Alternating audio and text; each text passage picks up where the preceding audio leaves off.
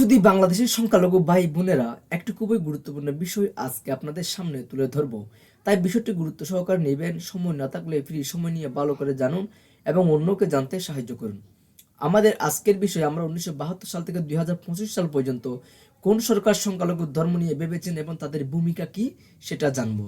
এই ভিডিওর মূল বিষয় হলো আপনাকে এটা জানানো, কোন সরকার আপনার কথা ভাবছে একজন সংখ্যালঘু হিসেবে। এই বিষয়টা আপনার জানা অত্যন্ত জরুরি, কারণ সম্প্রতি যে সরকার পতন হয়েছে এবং সামনে যে আবার নির্বাচন হবে, সে নির্বাচনে আপনার ভূমিকা কি হবে একজন সংখ্যালঘু হিসেবে সেটা আপনার জানার দরকার।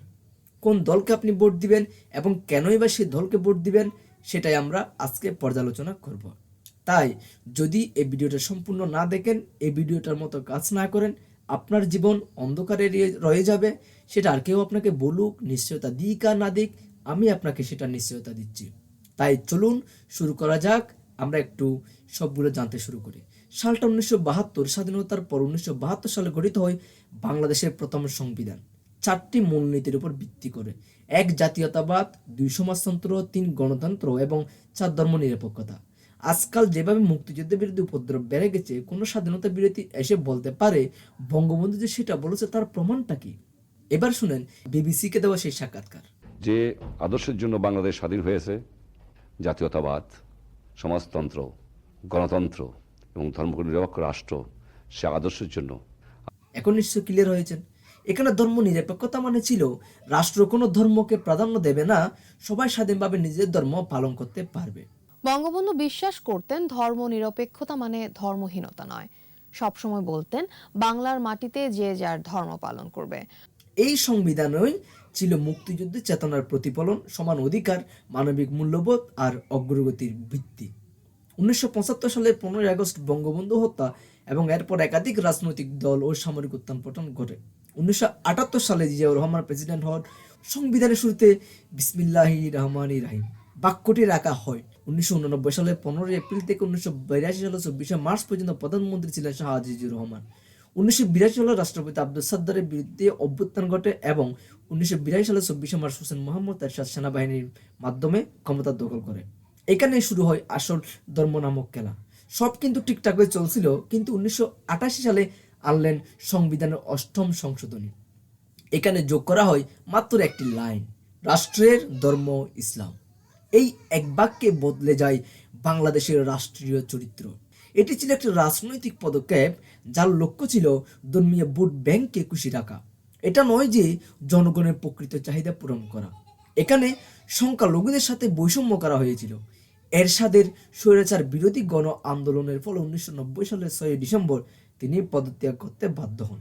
এরশাদের পতনের পর বিচারপতি শাহাবুদ্দিন আহমেদের তত্ত্বাবধায়ক সরকার 1991 সালের ফেব্রুয়ারিতে প্রথম মুক্ত ও নিরপেক্ষ নির্বাচনের আয়োজন করেন।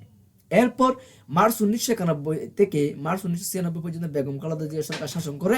সরকারের বিরুদ্ধে দুর্নীতি ও স্বৈরাচারের অভিযোগে ব্যাপক আন্দোলন শুরু হয়, যার পরিপ্রেক্ষিতে 1996 সালের মার্চ থেকে জুন 3 মাস বিচারপতি হাবিবুর রহমান তত্ত্বাবধায়ক সরকার আসে।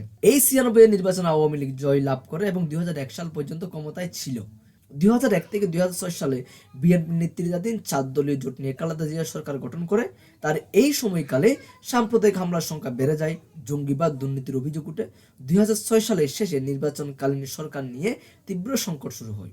আবারও আসে সেনা সমর্থিত তত্ত্বাবধায়ক সরকার, তবে এবার একটু ভিন্ন ক্রমে। প্রথমে ডক্টর ইয়াজউদ্দিন আহমেদ অক্টোবর 2006 জানুয়ারি 2007 পর্যন্ত, পরে ডক্টর ফখরুদ্দিন আহমেদ জানুয়ারি 2007 থেকে ডিসেম্বর 2008 পর্যন্ত শাসন করে।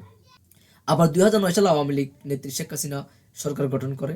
এই সময়ে যুদ্ধাপরাধীদের বিচার শুরু হয়, ডিজিটাল বাংলাদেশ কর্মসূচি নেওয়া হয়, পিলখানা বিদ্রোহ 2009 হয়। 2011 সালে শেখ হাসিনার নেতৃত্বে আওয়ামী লীগ সরকার 15তম সংবিধান সংশোধনী আনে। এই সংশোধনীতে 1972 সালের অনেক মূল্যবোধ ফিরিয়ে আনা হয়, যেমন ধর্ম নিরপেক্ষতা শব্দটি আবার সংবিধান যুক্ত করা হয়। রাষ্ট্রীয়ভাবে মুক্তিযুদ্ধের চেতনা এবং অসাম্প্রদায়িকতাকে পুনঃপ্রতিষ্ঠা করা হয়, কিন্তু কিন্তু তার সাথে বিসমিল্লাহ রাষ্ট্রধর্ম ইসলাম অবিকল রাখা হয়। অর্থাৎ 8ম সংশোধনী কিন্তু তিনি বাতিল করেননি, অপরদিকে নতুন একটা যুক্ত করেছে। অর্থাৎ একদিকে সংবিধান আবার ধর্ম নিরপেক্ষতাকে স্বীকার করলো, কিন্তু অন্যদিকে রাষ্ট্রধর্ম ইসলাম রেখে একটি সাংঘর্ষিক অবস্থান তৈরি করলো। এখন সংবিধানে দুটি বিপরীত ধারণা একসাথে রয়েছে। একদিকে রাষ্ট্রধর্ম নিরপেক্ষ আর অন্যদিকে রাষ্ট্রীয় ধর্ম ইসলাম। এই দ্বৈত অবস্থান সবচেয়ে বেশি ক্ষতি করেছে সংখ্যালঘু সম্প্রদায়ের, মানে আমাদের সংখ্যালঘু সম্প্রদায়। কেননা এখন রাষ্ট্রীয়ভাবে এক ধর্ম প্রাধান্য পায় আর বাকিরা রয়ে যায় প্রান্তে। সংবিধান নামেই ধর্ম নিরপেক্ষ, কিন্তু বাস্তবে নয়। এটাই আজকের সবচেয়ে বড় সাংবিধানিক বিরোধ। রাষ্ট্রধর্ম ইসলাম রেখে ধর্ম নিরপেক্ষতা কখনো ধূপে টিকে না। যে দেশে মুক্তিযুদ্ধ নামে গর্ব করে সেই দেশকে অবশ্যই মুক্ত চিন্তা, মানবতা এবং সম অধিকারের অবশ্যই ফিরিয়ে আনতে হবে। শেখ হাসিনা ধারাবাহিকভাবে 16 বছর ক্ষমতায় 2009 থেকে 2024 পর্যন্ত। এখন দেখুন, আমরা যা দেখলাম বুঝলাম তা হলো 1988 থেকে 2025 সাল পর্যন্ত হুসেন মোহাম্মদ এরশাদের পর বিচারপতি শাহাবুদ্দিন আহমেদ, বেগম খালেদা জিয়া, শেখ হাসিনা, বিচারপতি হাবিবুর রহমান, ডক্টর ইয়াজউদ্দিন আহমেদ, ডক্টর ফখরুদ্দিন আহমেদ, মোট 6 জন ব্যক্তি এই দেশকে শাসন করেন এবং এর মধ্যে 9টি সংশোধনী আসে, কিন্তু কারো চোখ কিন্তু 8ম সংশোধনীতে দেয় না। তবে শেখ হাসিনা উল্টা আরেকটা বেশি ইসলামীকরণ করে দিলেন। অতএব আমরা এখান থেকে বুঝতে পারি কোনো দলেই সংখ্যালঘুর ভালো চাই না। এখন একটি প্রশ্ন সবার মনে আসবে, সেটা হলো ঠিক আছে এরশাদ না হয় রাষ্ট্রধর্ম করে দিল, কিন্তু মাইনরিটির প্রতিবাদ করেনি কেন? এরপর শেখ হাসিনাও যে পরিবর্তন আনলো তা তো সংখ্যালঘুরা প্রতিবাদ করেনি কেন? হ্যাঁ, খুব সুন্দর প্রশ্ন করেছেন। আপনি নিশ্চয় বাংলাদেশে ছিলেন না, থাকলে হয়তো এই প্রশ্নটা করতেন না, আপনার জ্ঞানের পরিসর অনেক সীমিত। তাহলে চলুন আমরা কিছু ইন্টারন্যাশনাল রিপোর্ট দেখে আসি। পারসিকিউশনের এই রিপোর্টটা একটু দেখুন। June 19, 2021, minorities in Bangladesh protest against establishment of Islam as state religion. চলুন আরেকটু ভিতরে গিয়ে পড়ি। Last year, Hindus, Christians, and Buddhists in Bangladesh joined together to participate in the annual Black Day protest. Each year, religious minorities demonstrate on June 9 against the adoption of Islam as the state religion in Bangladesh. On June 9, 1988, Bangladesh adopted the 8th Amendment to Constitution, which established as Islam as the state religion. Each year, members of Bangladesh's religious minority communities joined to protest this amendment. এখানে বলা হয়েছে 1988 সালের পর থেকে হিন্দু, বুদ্ধ, খ্রিস্টান মিলিত হয়ে black day পালন করে আসছে। খ্রিস্টান লিডার নির্মল রোজারিও এশিয়া নিউজের সাক্ষাৎকারে বলেন, in a country where Hindu, Buddhist and Christian also live, a single religion can proclaim itself as the state religion, we do not agree at all. মানে হলো এমন একটি দেশে যেখানে হিন্দু, বৌদ্ধ, খ্রিস্টানরা বাস করে, সেখানে কোনো একটি ধর্ম নিজেকে রাষ্ট্রধর্ম হিসেবে ঘোষণা করতে পারে না। এটা আমরা মানি না, আমাদের সাথে এই কথা ছিল না। এখানে আরেকটি গুরুত্বপূর্ণ কথা উঠে আসে যে 5ই আগস্টের পর হিন্দুরা যখন 8 দফা দাবি তোলে, কিছু জনগোষ্ঠীর একাংশ বলে যে তোমরা এতদিন কোন গর্তে লুকিয়েছিলে, এইসব দাবি শেখ হাসিনার আমলে করুনি কেন? সেই ব্যক্তিদের উদ্দেশ্যে বলছে, ভাই আপনারা একটু দেখুন। বাংলাদেশ হিন্দু, বৌদ্ধ, খ্রিস্টান ঐক্য পরিষদের সাধারণ সম্পাদক অ্যাডভোকেট রানা দাশগুপ্ত বলেন, for our security we strongly demand a minority ministry and a commission for religious communities. অর্থাৎ আমাদের নিরাপত্তার জন্য আমরা একটি সংখ্যালঘু মন্ত্রণালয় এবং ধর্মীয় সম্প্রদায়ের জন্য একটি সংখ্যালঘু কমিশন গঠনের জোরালোভাবে দাবি জানাচ্ছি। একই রিপোর্টটি মিশন নেটওয়ার্ক নিউজও কভার করছে। Religious minorities in Bangladesh gathered for the annual Black Day protest. They want Islam to no longer be given the status of state religion, which it held in since 1988. অর্থাৎ বাংলাদেশের ধর্মীয় সংখ্যালঘু সম্প্রদায় তাদের বার্ষিক black day বিক্ষোভ সমাবেত হয় 1928 সাল থেকে তারা চলে আসা ইসলামের রাষ্ট্রধর্মের মর্যাদা বাতিলেরই ডিমান্ড। তাহলে এখান থেকে আমরা আবারও প্রমাণ সহ দেখতে পাই যে কেউ ওই সংখ্যালঘু সম্প্রদায়ের এই ব্ল্যাক ডে এর দিকে ঠিকমতো দেয়নি, আর দেখলেও না দেখার ভান করে এড়িয়ে গেছে, যেটি 1988 সাল থেকে চলে আসতেছে। চলুন এবার আরেকটি রিপোর্ট দেখা যাক। যুক্তরাষ্ট্র ভিত্তিক সংবাদ মাধ্যম রয়টার্সের এই রিপোর্টটি দেখুন। March 28, 2016, Bangladesh dismiss A case to drop Islam as the state religion. এখানে আপনারা দেখতে পাচ্ছেন কিছু মানুষ নামাজ পড়ছে। এই মানুষগুলোর প্রতিবাদে জবাবে হাইকোর্ট ভয় পায় এবং প্রধানমন্ত্রী খুশি হয়। হাইকোর্ট সংখ্যালঘুদের সঙ্গে কি আচরণ করলো সেটাও একবার দেখে নেওয়া যাক, মানে আরো গভীরে যাওয়া যাক।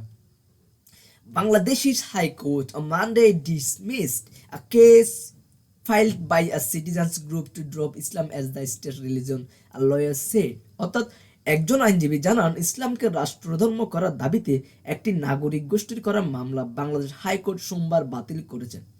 আর কেন করেছে সেটা আমরা দেখতেই পাচ্ছি, যে ওই যে কিছু সাম্প্রদায়িক মানুষের আন্দোলনে সরকার হাইকোর্ট হিন্দুদের সাথে চিটিং করেছে। আপনাদের প্রিয় হাইকোর্ট আবারও আরেকটু গভীরে যাওয়া যাক। Subrata Chowdhury, the lawyer for the group, said the court didn't even allow them a hearing. It didn't give a reason for dismissing the case. অর্থাৎ গ্রুপটির আইনজীবী সুব্রত চৌধুরী বলেছেন যে আইনগত আদালত তাদের শুনানি পর্যন্ত নেওয়ার অনুমতি দেয়নি এবং মামলাটি খারিজ করার কোনো কারণও আদালত উল্লেখ করেনি। এসব দেখার পর অনেক দালালের মুখ বন্ধ হবে না প্রমাণ শোনার পর, দেখার পরও। এখন যেসব হিন্দু বিভিন্ন লীগ সাপোর্ট করে তারা বলবে, কেন দেশে কি এত উন্নয়ন হয়নি? পদ্মা সেতু, মেট্রো রেল, টানেল, গঙ্গা পানি চুক্তি, পার্বত্য শান্তি চুক্তি, প্রাথমিক শিক্ষা বাধ্যতামূলকরণ, অর্থনৈতিক সংস্কার, যুদ্ধাপরাধীদের বিচার শুরু, ডিজিটাল বাংলাদেশ কর্মসূচি, সড়ক, বিদ্যুৎ, মেগা প্রকল্প। উন্নয়নের তো শেষ নাই। এত উন্নয়ন করছে তারপরে বলবেন কিছু করলো নি? ভাই তাকে বলি, সবকিছু করছে তো জাতির জন্য, কিন্তু প্রশ্ন হলো মেজরিটির জন্য আলাদা করে যা করেছে তাকে আপনার জন্য করেছে?